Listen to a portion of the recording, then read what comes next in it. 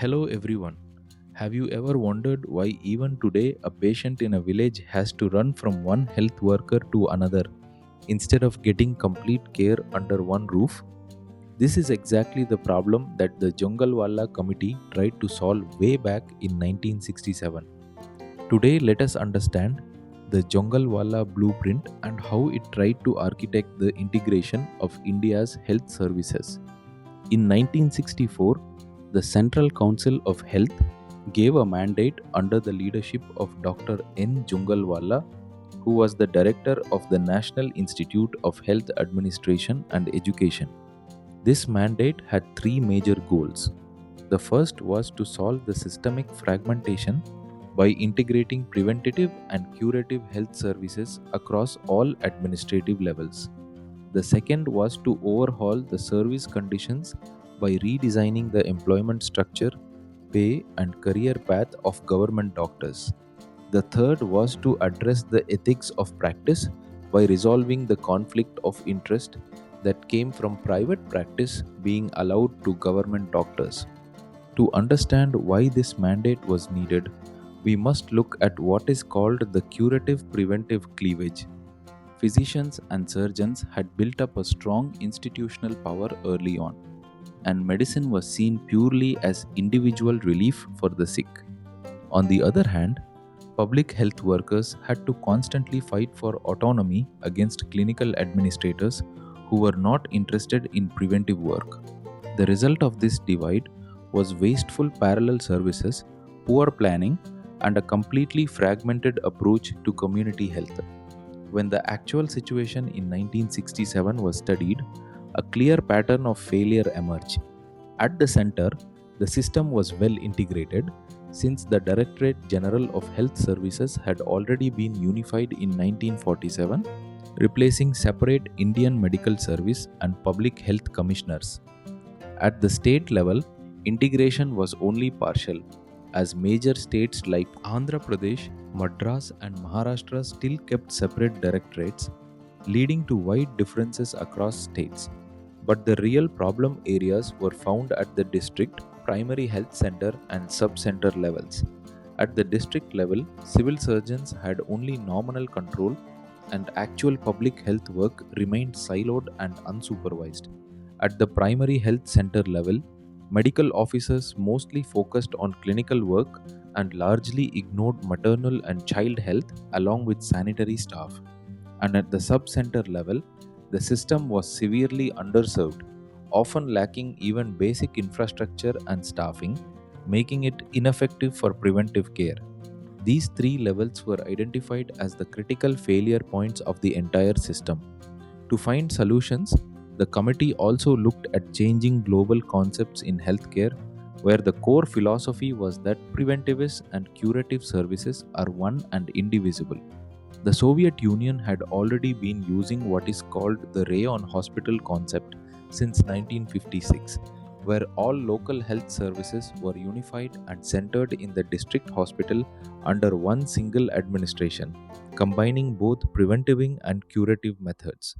Czechoslovakia had gone further with comprehensive regionalization, creating a coordinated system for delivering care, educating health professionals, and raising the technical awareness of the public within a defined geographic area. This led to what can be called the modern administrative axiom. The old system was like a pyramid, with extreme centralization, a very narrow span of control, a rigid civil service mentality, and compartmentalized specialization that made it inflexible.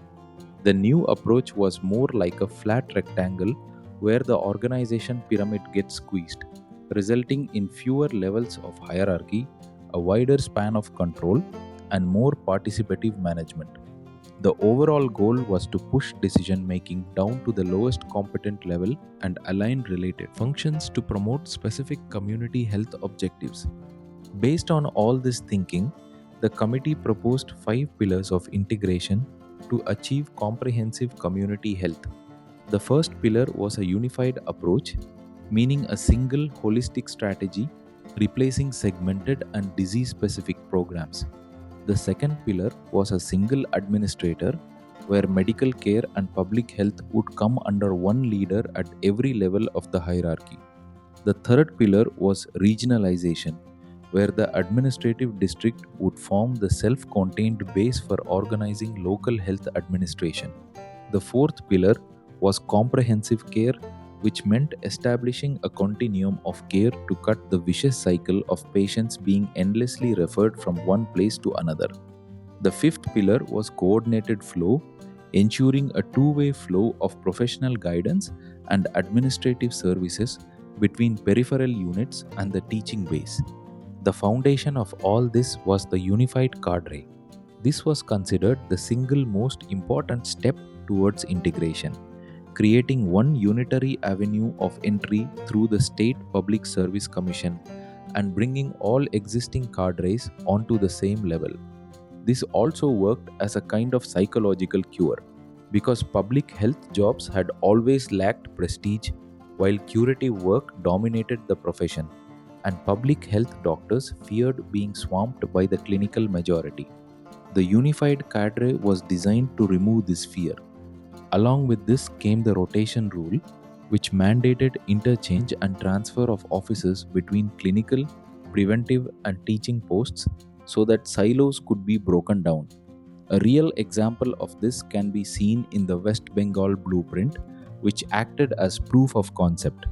Before the reform, there was a kind of caste system among doctors, with civil surgeons at the top, assistant surgeons in the middle, and sub-assistant surgeons at the bottom. A hierarchy based purely on post titles. After the reform, all these were merged into a single unified cadre called the medical officer, eradicating class titles, with pay drawn according to grade rather than the specific post held. At the district level, civil surgeons were redesignated as chief medical officers of health, relieved of their hospital clinical duties, and placed in total administrative charge of both curative and preventive activities. The committee also worked on eradicating the financial hierarchy between clinical and public health work. This is remembered using the principles of common seniority and equal pay for equal work.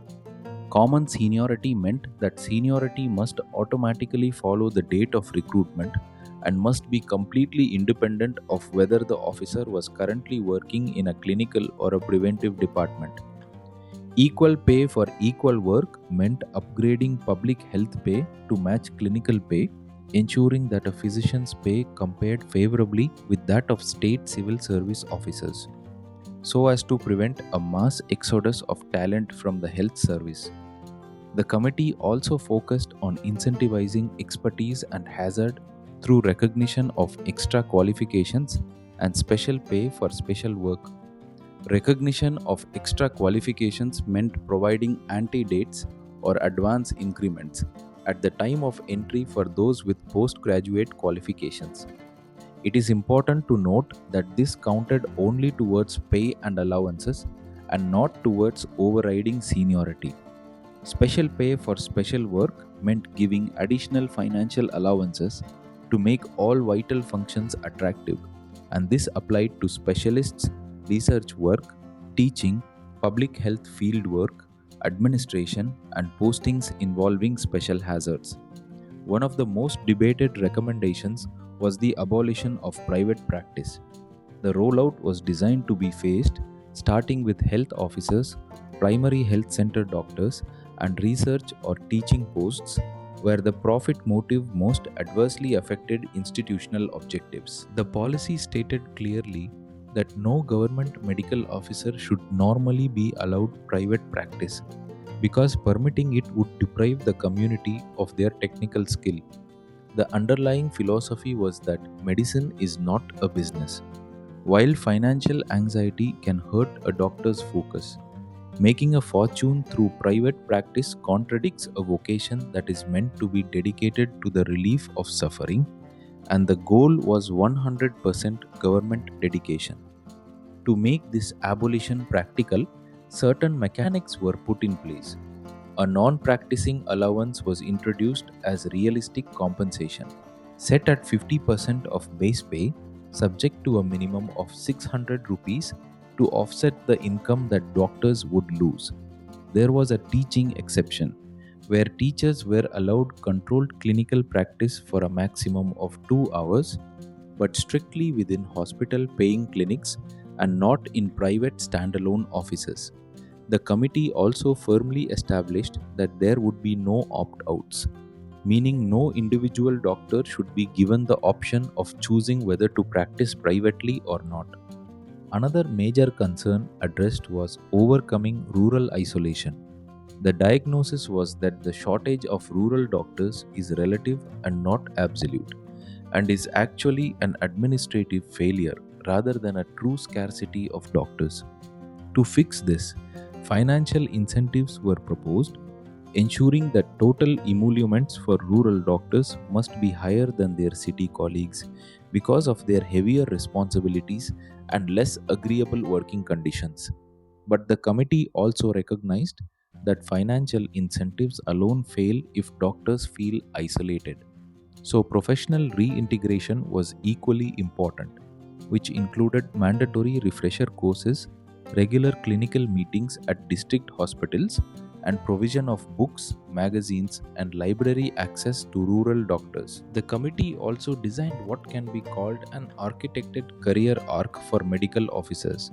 In the formative stage, covering years 0 to 8, officers work as general duty medical officers and undergo a mandatory 4 to 6 week orientation training in basic hygiene, health education, and community organization. In the definitive stage, from year 8 onward, officers choose between clinical, public health, teaching, or administrative tracks based on their aptitude. Finally, in the leadership selection stage, to qualify for selection grade or leadership roles, an officer must undergo a mandatory 6 to 12-month staff training course where the art and science of public health administration forms the core subject. Despite this well thought out design, the blueprint faced several roadblocks. There was administrative friction, mainly a dearth of funding, since upgrading the pay of public health officers to match clinical posts proved too expensive for most state governments to handle. There was also psychological friction, since specialization tended to breed parochialism, and clinicians, along with medical teachers, continued to look down upon preventive officers, treating public health work as intellectually inferior. And there was strong resistance to abolition, with fierce backlash from the Indian Medical Association and from entrenched government doctors against the ban on private practice and against the non-practicing allowance structure. Looking at the transition from 1967 to 1973, we see that while the Jungalwalla Committee provided the master structural architecture, major vertical programs like malaria control and family planning still continued to operate independently on the ground, creating lingering silos. This top-down focus on cadre unification also left a gap in delivery at the grassroots level. These persistent operational hurdles eventually led to the Kartar Singh Committee of 1973, which was formed to operationalize Jungalwalla's integration at the grassroots level through the introduction of multi-purpose health workers. In conclusion, the enduring legacy of the Jungalwalla Committee lies in defining the administrative district as the fundamental, self-contained base for organizing healthcare.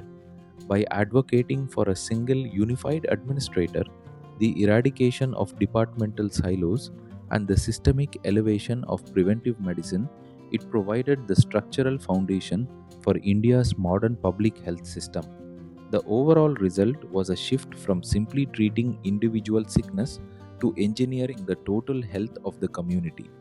This complete approach can be summarized through the acronym CARES UI, standing for Common Seniority, which follows recruitment and not department, abolition of private practice, which was phased out with a 50% non-practicing allowance, recognition of extra qualifications through anti-dates for postgraduate degrees, equal pay for equal work, which eradicated clinical bias, special pay for specialized administrative or hazardous work, unified Cadre through a single portal of entry via the State Commission, and improvement in conditions through rural incentives and structured training paths.